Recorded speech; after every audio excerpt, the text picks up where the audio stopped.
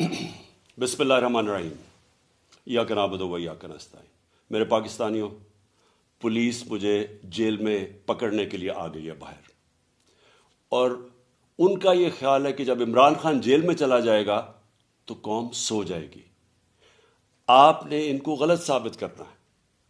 آپ نے یہ ثابت کرنا ہے کہ یہ زندہ قوم ہے، یہ محمد مصطفیٰ نبی صلی اللہ علیہ وسلم کی امت ہے، یہ لا الہ الا اللہ کے نعرے کے اوپر بننے والی قوم ہے۔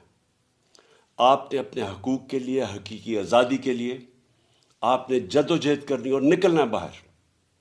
دیکھیں، عمران خان کو اللہ نے سب کچھ دے چکا ہے۔ میں آپ کی یہ جنگ لڑ رہا ہوں، میں تو اپنی ساری زندگی جنگ لڑی اور لڑتا رہوں گا، لیکن اگر مجھے کچھ ہوتا ہے یا جیل میں جاتا ہوں یا مار دیتے ہیں تو آپ نے یہ ثابت کرنا ہے کہ عمران خان کے بغیر بھی یہ قوم جد و جہد کرے گی، اور یہ بدترین غلامی ان چوروں کی، اور یہ جو ایک آدمی فیصلے کر رہا ہے اس ملک کے، یہ کبھی آپ قبول نہیں کریں گے۔